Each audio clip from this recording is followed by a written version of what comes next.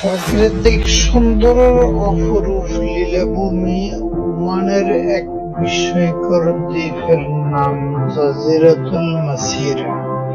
এই দ্বীপটি মাস্কাট থেকে প্রায় 500 কিলোমিটার দূরে দক্ষিণ পশ্চিমাঞ্চলের উপকূলে অবস্থিত, আর এটি প্রাকৃতিক বিস্ময়ে ঘেরা এক অনন্য স্থান।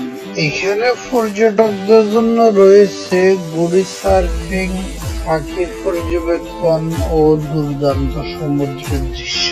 এখানে রয়েছে বিশ্বের বৃহত্তম সামুদ্রিক কচ্ছপ ও সবুজ কচ্ছপ।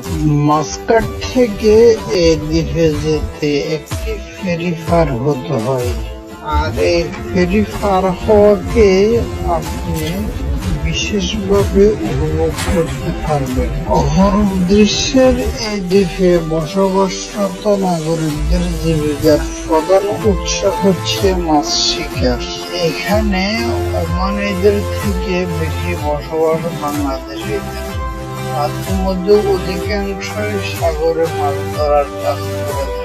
তবে বছরে কয়েকটা দুর্ঘটনার খবর পাওয়া যায় এই দ্বীপে। বিশেষ করে সাগরে মাছ ধরতে যেয়ে ঝড়ের কবলে পরে অনেকেরই শেষ সমাধি হয়েছে আরব সাগরে। এই দ্বীপে বসবাসরত অধিকাংশ বাংলাদেশি জীবিকার তাগিদে জীবনের ঝুঁকি নিয়ে এই পেশায় নেমে পড়ে।